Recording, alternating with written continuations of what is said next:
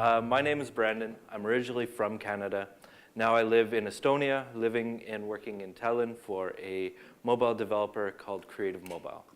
I used to live in the north of Canada and have a bit of experience in the film industry, a very, very small experience in the travel industry. So if you have questions, I may be able to answer or put you in the right direction.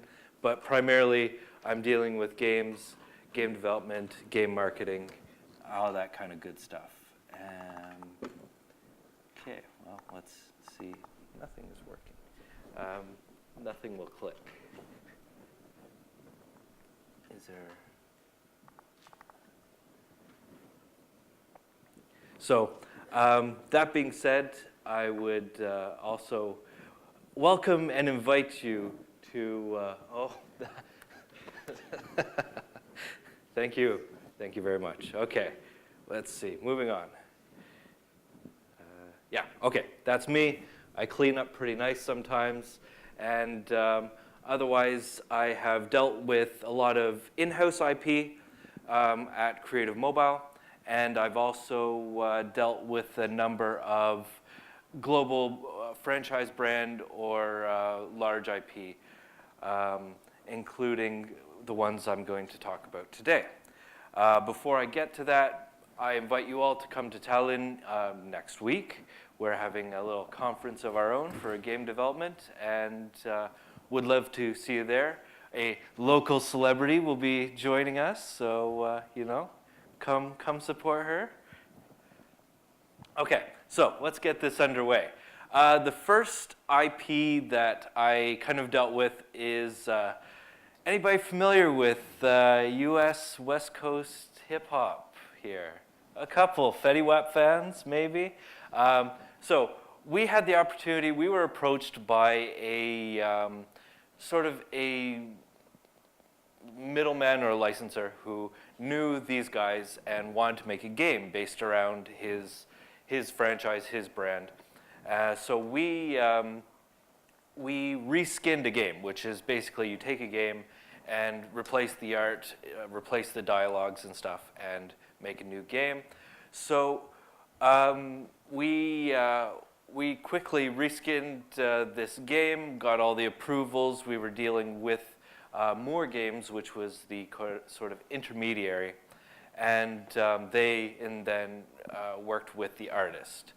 And it was a racing game. It was, I don't know if I can actually play the video. You can look it up. It's okay. So it was a racing game centered around him and some fantastical story about street racing and his best friend getting his house blown up and all this crazy stuff. And we were doing lots of promotions and hoping that this idea that a celebrity promoting your game would bring in a lot of traffic and ultimately a lot of players. And we had like a release party in New York, and we're giving away t-shirts and all this kind of stuff. But as we quickly learned, your IP audience is not necessarily your gaming audience. So what do I mean by that? Our IP audience, as you can see, is over here, and our gaming audience is sort of over here. I don't know if you can differentiate here, but there was sort of a disconnect between the fans who liked Fetty Wap and the guys who like mobile racing games. So even though I'm sure a lot of young teen girls were introduced into the world of mobile racing, it just didn't seem to be the right fit. And ultimately, I think Mr. Wap decided that doing concerts and his own people served his interest better than continuing to promote a racing game. So, but that brings me to my next project here, X-Files Deep State. So we at Creative Mobile reached a licensing agreement with Fox Next Games. And we developed a hidden object adventure game. And this was approved or kind of oversawn by the creator of X-Files, Chris Carter, and his production company. So everything sort of flowed through our partner at Fox Next and then to every other branch of 20th Century Fox that needed to be looking after approving this IP. But here's when things get kind of strange and weird, and we're going to talk about a lot of weird stuff this morning, because this is the Google trend for the term deep state. I don't know if any of you hear it much here in Finland, but it got very popular somewhere around the time that President Trump got into office. And as you can see, 2016 was very quiet and then suddenly ramped up. So I highlighted where our release announcement was and then where our global launch was. And you can see that really we had not much of an impact on this search term, but this search term had a lot of impact on us. This came out a day after we announced the game. And it was quite funny to read, but at the same time, we were strongly advised not to lean in or make any comments about this, because we were basically accused of normalizing or supporting this term of deep state, and somehow we were helping the Trump administration by dealing with this game. The funny part about this is that this name was given to us by the creator of X-Files, Chris Carter. And I think he already knew what was going on or what was coming in the media and decided to kind of tie the X-Files into it. So, yeah, the deep state, what a thing. So here's, this tweet came out the day we released our press release announcing the game. And again, I mean, just this terminology and this whole political thing that was happening just got very strange. I mean, because we have a game, even in the X-Files themselves, they're mentioning and using this term on the show, and it's very interesting when you are entering or into this cultural zeitgeist of being a game developer and trying to release a game. Okay, that's great, but suddenly you're entering a sphere of politics and American culture and all this stuff that, I mean, sitting in an office in Tallinn, you're not immersed in it, but you see it on your Facebook and on your Twitter all the time. And you know, it just, already X-Files is a game about conspiracy and shadow government and all this stuff. And, you know, this whole deep state thing just went whole hog on it. So that was the first part of this whole journey. Next up, of course, like any project, we had a lot of development challenges.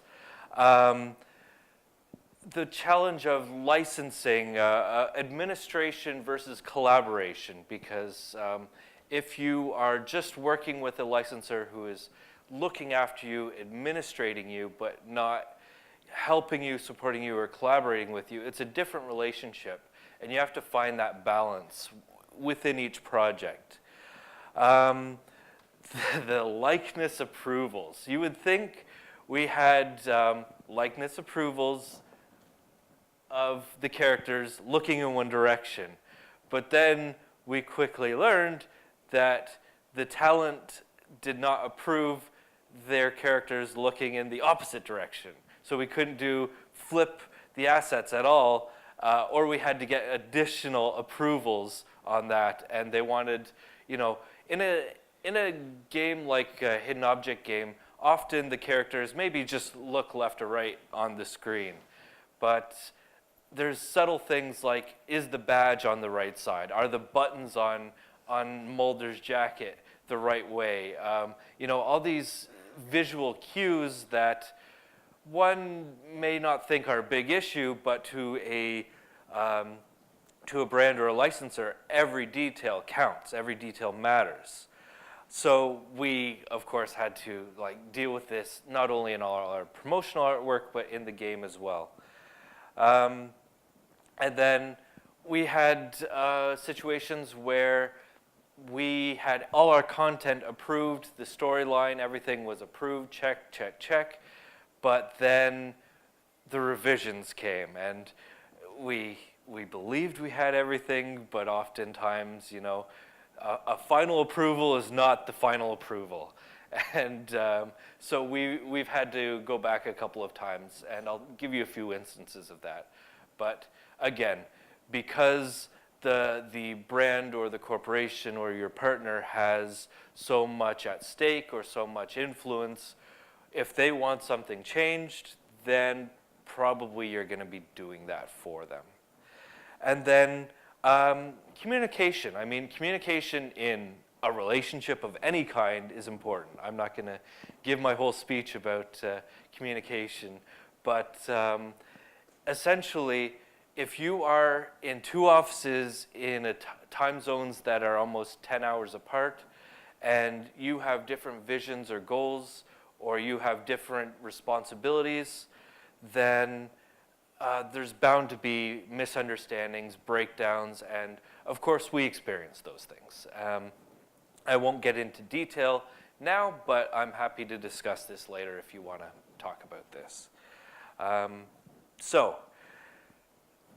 challenges. Of course, we weren't big followers of the Facebook development blog, to our fault, because the day our game released was, of course, the day that Facebook changed and removed basically the social sharing or the social invite from its API.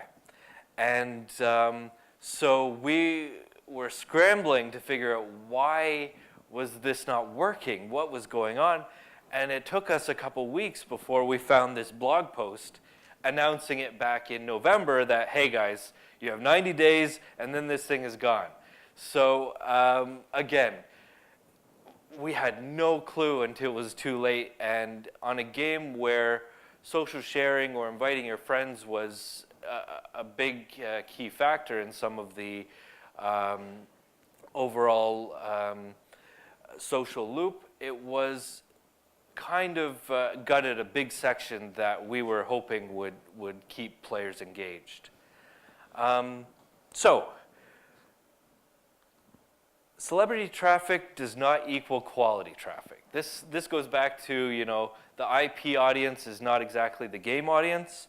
So we were promoted by Fox through their distribution channels. We got tweets and stuff out from the main actors of the series. And this is just a snapshot of our first month on Google Play. So we drove almost 4 million in traffic in our first month of release. But while the conversion was quite healthy in the longer sense of the word, only about 6.2% of those people actually wanted to play the game. So even though there's a lot of fans of David Duchovny and Gillian Anderson, there's a lot of fans of the X-Files franchise, only a very small portion of them are actually willing to play the game or engage in a new space for them, or in something that maybe they're not so familiar with. So this actually is very relevant for anybody dealing with influencers, YouTubers, Instagram celebrities, any of these people who have large followings, that those large followings may not necessarily deliver the overall conversion that you're looking for. Mixed signals. Okay, so while we were developing X-Files Deep State, we noticed this billboard on the street in Tallinn, and it was Deep State. And I wrote to our contacts at Fox. I said, well, what is this? Like, they themselves had no clue. So they had to check with their internal organization. And yes, Fox Europe, or the Fox in UK, developed this series with Mark Strong, also called The Deep State. So again, some of their series, and this was being promoted during our game development and release, and this series launched, I think, a couple of months after we released the game. So another property by Fox, also using Deep State name, along with President Trump and all his fans, it just became very chaotic space to be working in, and the Deep State hashtag was an interesting, very interesting place to just monitor. So again, just it gets stranger and stranger all the time. We had a lot working against us, actually. When the game was launched and announced, we didn't really have the confidence and support of the player community. They were skeptical that it was a mobile game, and most people felt that Telltale Studio was actually the right studio to do this game, and they were very vocal about that. So I just collected a few of the many comments that they would have rather had Telltale do it. And I think we all know how that would have worked out by now, but if you don't know, I'm happy to discuss this after the presentation. So we had a lot of skeptics, and in the X-Files in general, it's all about dealing with skeptics and believers. And with skeptics, you have to prove your worth. You have to make them believe that it's worth their time, worth their energy, worth their effort to at least give you a chance that you know what you're doing, that they're going to like your game, your product, your experience. Okay. So, but that wasn't it, because X-Files has been around for 25 years. It has a very, very passionate fandom. They were one of the first hardcore internet communities when the internet first came out. And we got some pretty devastating reviews on release. And they were all emotional reviews. It wasn't that, I mean, I'll be honest, the game is not that bad, please. I'll prove it to you, I promise. But the people who reviewed the game were hardcore X-Files fans, and they already had in their mind some experience that they were expecting or they wanted, and what we were giving them was not quite what they expected, or they were just having an emotional tantrum that this game was wasting the material of the X-Files, and we were doing harm and ruining their childhoods, or, this kind of stuff. And this is not just the X-Files. Any of these mass media brands or IPs have these same cult of following where people are so emotionally invested in the brand, the IP, that anything that happens becomes a risk of damaging their fragile emotional connection to it. So yeah, we dealt a lot with this. And okay, our game was rated mature. Let's be very clear about that right from the start. We had a lot of dark humor in our game. We pushed a lot of boundaries. We were allowed to use swearing. We were allowed to use some pretty adult content in our game. But we had a situation where our doctor was a ex-vet from Iraq, Afghanistan, and she made the crudest jokes in the game possible because she was just dark, dark humor. And we really went for like some, pushing the boundaries. We made some jokes about a character who literally was a mutant. He transformed from a male to a female, thus a transgender character. But when somebody saw this in the game and we made some crude jokes about, AIDS and transgender, dead babies, we got some pushback on that, and one person in particular raised a lot of concern about some of the jokes we made that she perceived to be anti-LGBT. The fact of the matter is we have LGBT people on our team, and they kind of had no problem with this. But this person raised their concerns to 20th Century Fox, and it quickly cascaded back down to us, and we were required to remove these jokes from the game. So this is kind of the world we live in now, that even one person, all it took was one person raising some complaints on Twitter, and we had to change the content of our game. Nobody complained about the dead baby jokes, just to be clear about that. But, you know, this kind of thing is, again, if the brand or IP perceives any threat or any serious uproar that could happen about they need to go in protective mode, and the easiest solution is just to get rid of it, to fix it, to sort it, and you know, reassure the fans, the community, that they're taking care of it. So, again, a lot of skepticism even about the content of the game. But it's not all bad. Honestly, the game itself, the X-Files fandom, had a networking community already pre-built. They had been networking and fandoming since the early 90s, and it was very easy for us to tap into those pre-existing networks.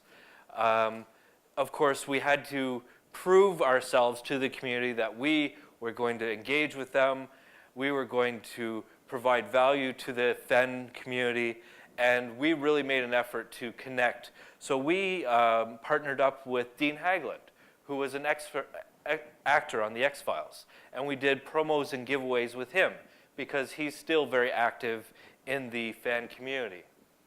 We had a number of people on, say, Twitter and stuff already falling in love with our main the main character of the game, Agent Dale, and a lot of people started having, they call it shipping or relationshipping with a fictional character. So we had people who were all in love with our Agent Dale. We also found and were able to tie in with a Twitch streamer who almost exclusively dealt with hidden object games, which is very, very niche. But she helped get us so much views on, because she had a really well-established network already on Twitch and YouTube, and we sat with her. I got up at 4 in the morning so that I could be there while she was playing to make sure that her gaming experience was well played. And the results are like, actually when you search for a game, her videos are the top results. I knew that we needed to lean into the whole X-Files fandom and create some really cool promo materials. So we actually created real X-Files folders, like red file folders straight from the X-Files, and we made a whole case about one of our cases in the game. And I made about 100 of them. I assembled them over the Christmas holidays, and everything was paper, everything was physical. I had actually weathered the evidence. It was in evidence bags. I had evidence notation, and I sent these out to influencers, to media reviewers, to X-Files fans, and the results were awesome. We got on geek.com. We were featured by many reviewers who just, the instructions were that they would try and solve the case by just going through the evidence that this actual paper folder had. And I leaned into something that I discovered, which is anybody familiar with the term ASMR? Okay, a couple of you. It's a thing about people whispering and tapping on things and making sounds. I saw people doing X-Files roleplay and making these ASMR videos. It's kind of strange, but it's very cool because they're whispering about the case, and we're going to solve this case together, and and we had maybe 5 or 6 people all making these case videos, these role plays, using our prop to make their videos, and we got a couple of hours of good content of them pretending to be an X-Files agent, which is the whole point of the game. You are an X-Files agent. You're not playing as Mulder or Scully. You are the agent, and you're working the cases yourself. And we had, again, really good content produced just by putting together some papers in a file. I mean, that worked out great, and the fans loved it. I had people offering to buy them for pretty significant sums, and I haven't seen any turn up on eBay yet, but I've got a few tucked away for fandom auctions maybe later on. We also went to X-Fest. So an organizer in the Midwest of the US revived. So in the 90s, they had X-Fest. It was like an X-Files fan convention. And this guy wanted to revive it for the 25th anniversary. So in the deep heart of the Midwest, I'm talking hours outside of Chicago, just along a freeway, hundreds, thousands of X-Files fans descended into the middle of nowhere for a weekend of madness. And we hosted a pre-party event. So the night before the conference, we knew that people were going to be there, but nothing was happening. So we said, okay, we have the venue. Let's just get some snacks, have some drinks, and have fun with the fans. So we organized a pre-party social mixer. People could pick up their badges. They could do some trivia. And, if people wanted to dance, we were going to let them dance. So it went great. We had a really good response. Everybody had a great time. And they engaged with our brand. We have lots of photos of people in front of our photo wall. People are posting them on YouTube, Instagram, on Facebook, Twitter. So we, with our logo, with our backdrops, with me dressed in an alien costume, but it was all part of the fandom experience that they were looking for. One of the things that I knew about the X-Files community was that they had a very big fan fiction community online, and especially on Tumblr. So we decided to make this Mad Libs. I don't know if you had these when you were kids, but it's like fill in the blanks with silly words to make a story. So we had a couple of writers on staff, and I just had them, okay, make me up a couple of these stories where we can fill in the blanks, and then we post them online, and everybody shares the silly results. It's great. We took that one step further at X-Fest. We took some key scenes from the X-Files, and we made scripts, Mad Lib scripts. So we had the audience shouting out words and 3 people writing scripts very quickly. And then we invited a couple of audience members onto the stage to perform these scripts in front of all the fans. And it just went over like fire. Like, people loved it because, as one woman said, I've been waiting my whole life to play Agent Scully, to be Agent Scully. And that was her chance. She got on stage and was Agent Scully for that 5 minutes. And now it lives on YouTube forever, that people did this thing and had this fun. So again, we were there. The parent company, Fox, knew we were there, and we gave them a report. Some department of the X-Files actually had camera crews and stuff there, so we also worked with them, helping them give them backdrop, do interviews, and just to give you a sense, that's me in the middle there with the alien costume on. I probably lost a couple of kilos just sweating through this alien mask all day, but people loved it. And you can still, when you're searching up the X-Files Deep State or this stuff, these are the kind of pictures you're going to see, is the fans engaging with the brand or our brand. We had, say, actor Mitch Pileggi, who plays Skinner. He was there signing autographs and stuff, and he was kind enough to stop by our booth for a couple minutes, do some photos. I mean, there's his head in the background, and there he is in real life. And some very starstruck colleagues of mine who, okay, 5. Okay, rushing through the last part. So, the truth is still out there. Like I said at the beginning, the game isn't that bad, I promise you. If you look at how the reviews are by the gaming media or reviewers, it seems horrible. But, I mean, we still have 4.4, 4.5 review even a year later because this game was made for the fans.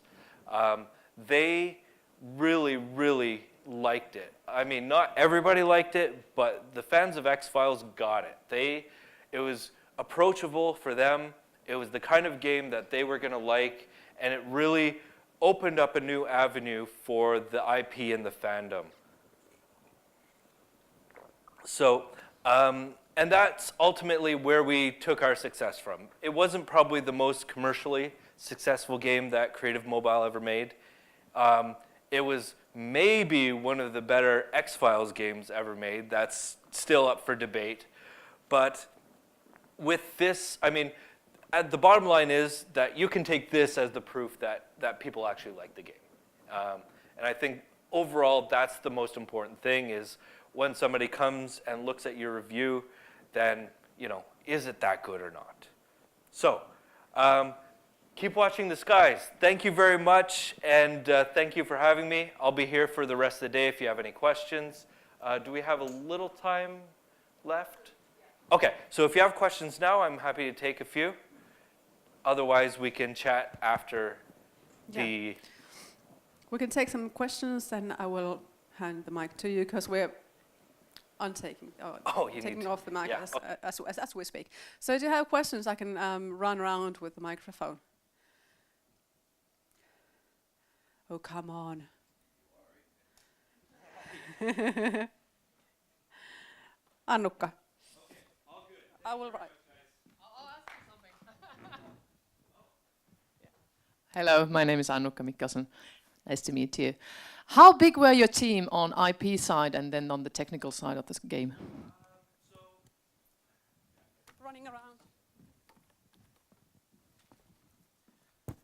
So, working for Fox Next or the IP side, we had actually 2 tracks. One was production, and we had 2 or 3 guys who were looking after the production end of things, and then the marketing side, and there was 1 or 2 people looking after that. They had an executive sort of looking after the project as a whole, and probably a few interns who were helping, but it was a pretty small team. I think you could probably total the active number of people working from IP to be under 10, but they also had to like contact David Duchovny and Gillian Anderson's assistant, who then would review all our stuff, and then maybe the celebrity might glance at a paper or something at some point.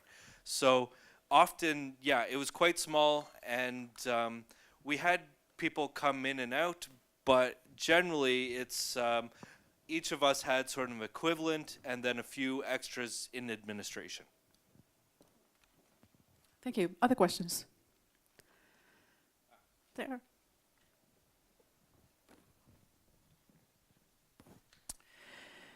Yeah, Mari Turja, I'm just curious, how old is the average player? Do you now have numbers?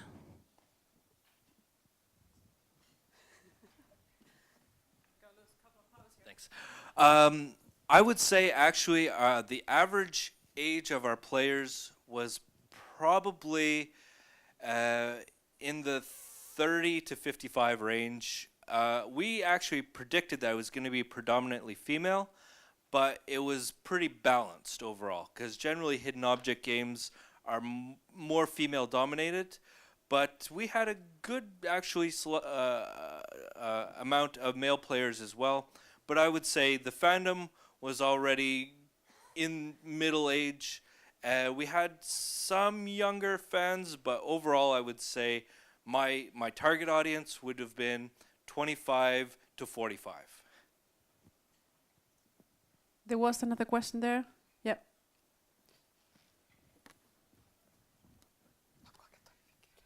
Good morning, Jog. You have here. Hi, my name is Katja. I'm from AGMA.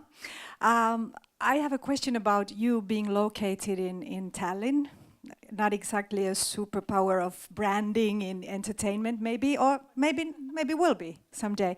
How does it work cooperating with the Hollywood-based brands from Tallinn, and do you see some benefits out of that, or hindrances, or?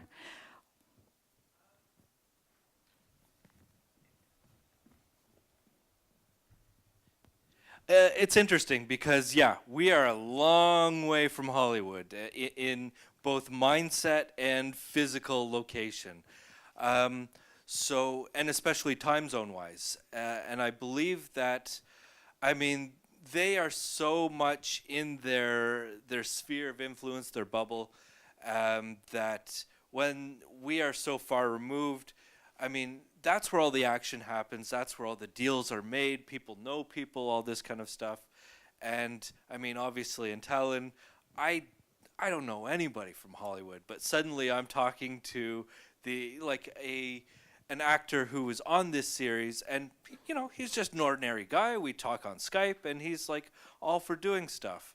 So, in a way, yeah, there's a bit of that Hollywoodism going on, but at the same time, even a game studio is somewhat removed from that. I mean, the game studio itself was not, say, located on the Fox studio lots or anything like that. They were probably way off somewhere else.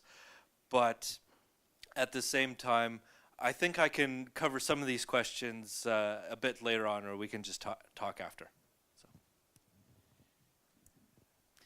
There's time maybe for one more question if there's. Yeah, good. Thank you. Thank you for the very interesting talk. My name is Young-Suk Lee from Norway, and you might have actually mentioned this at the beginning, but I could have missed. So the actual the development work, was this something that your company initiated and then tried to make contact from the outside people, or were you given? I know I remember you mentioned that the name itself was actually given to you.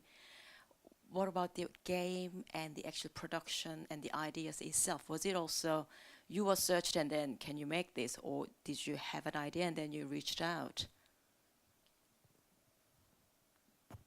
Okay, so some of this I can't disclose because of NDA. I can give you a hypothetical situation though.